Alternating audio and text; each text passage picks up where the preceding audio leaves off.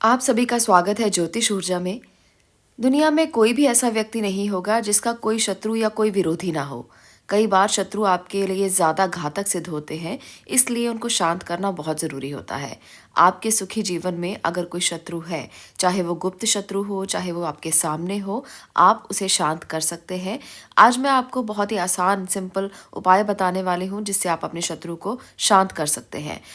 प्रतिस्पर्धा की इस दुनिया में हर कोई एक दूसरे से आगे निकलना चाहता है। कई बार दूसरों की खुशी के कारण भी व्यक्ति के अंदर जलन की भावना उत्पन्न हो जाती है। नतीजा दुश्मनी, और इसके चलते लोग किसी की भी खुशी को बर्बाद करने में कोई कमी नहीं छोड़ते। अगर आपका भी कोई शत्रु बन गया है, किसी न किसी तरह से आपको परेशान कर रहा है, तो आप भी इस उपाय को अपनाकर जरूर देखें। आज जो उपाय मैं आपको बताने वाली हूँ बहुत छोटा सा उपाय है पर बहुत कारगर है।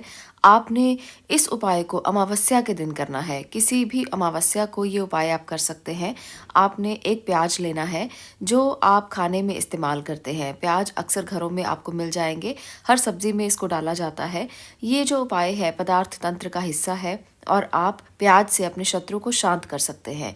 आपने एक प्याज ले लेना है और उसके बाद प्याज को लेकर अमावस्या की रात्रि के समय आप इस उपाय को करें। इसका ज़रूर ध्यान रखें। अमावस्या को जब आप ये उपाय करें तब आपने इस बात का भी ध्यान रखना है कि आसपास कोई भी ना हो, ना ही ये उपाय करते हुए, ये टोटका करते हुए कोई भी आपको देखे, क्योंकि टोटकों के लिए ये माना जाता है कि अगर कोई पास खड़ा हो या अगर कोई आपको टोटका करते हुए टोक दे तो वो टोटका काम नहीं करता। तो इसलिए आपको इस बात का ध्यान रखना है कि जब आप ये उपाय करें, आप अकेले में करें, किसी को ज़्यादा इसके बारे में बताएं नहीं, घर में भी ज़्यादा इसके बारे में बात ना करें, चुपचाप से ये उपाय करें। अब आपने प्याज को लेकर एक जगह पर बैठ जाना है और अपने हाथ में 7 लौंग लेने हैं। लौंग आप पूरे लें, फूल वाले लौंग लें, इसका ज़रूर ध्यान रखें। लौंग टूटा हुआ नहीं होना चाहिए। अब आपने 7 लौंग अपने दाहिने हाथ में लेकर बैठना है और उसे मुट्ठी में बंद कर लीजिए। 21 बार आप अपने दुश्मन का नाम लीजिए। अगर आपको दुश्मन का नाम नहीं पता है तो 21 बार आप उस व्यक्ति के बारे में सोचिए जिसने आपके ऊपर नज़र लगाई है, जिसने आपका बुरा किया है। अगर वो गुप्त शत्रु है तो आप गुप्त शत्रु के नाम की जगह पर अमुकम नाम ले सकते हैं। अमुकम यहाँ पर आप देख रहे हैं, स्क्रीन पर लिखा हुआ है, आप इस नाम को बोल सकते हैं। अगर आपका कोई गुप्त शत्रु है, आपको उसका नाम नहीं मालूम है तो आप इस तरह से भी कर सकते हैं।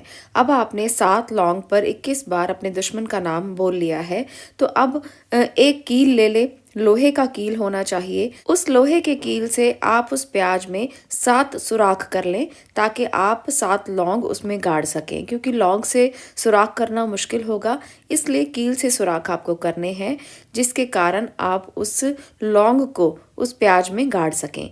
तो अब आपने 7 लौंग उस प्याज में लगा देने हैं और मुट्ठी में पकड़कर अपने दुश्मन के प्रति ये सोचना है कि वो आपको कुछ भी नहीं कर पा रहा, आपका कुछ नहीं बिगाड़ पा रहा, आप उससे ज़्यादा ताकतवर हैं, अब वो आपकी मुट्ठी में है।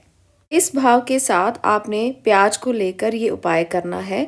24 घंटे इस प्याज को अपने पास रखकर आप अगले दिन इस प्याज को रात्रि के समय में किसी भी पेड़ के नीचे गाड़ सकते हैं। किसी भी वीरान स्थान में पेड़ के नीचे आप इसको गाड़ दीजिए। आपका उपाय पूरा हो जाएगा और आपके दुश्मन आपका कुछ भी नहीं बिगाड़ पाएंगे।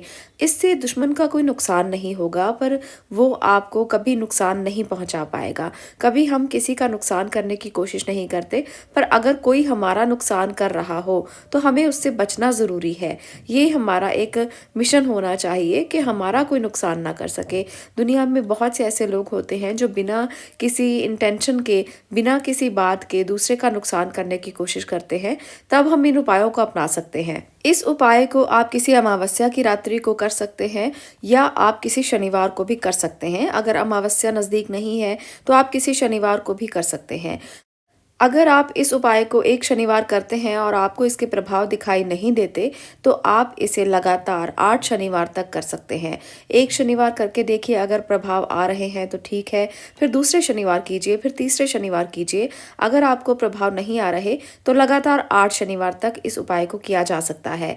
पर अगर आपको 1 या 2 में ही प्रभाव दिखाई देते हैं तब आप इसे बंद कर सकते हैं, तब आपको आगे करने की ज़रूरत नहीं है। इस बात का ज़रूर ध्यान रखें।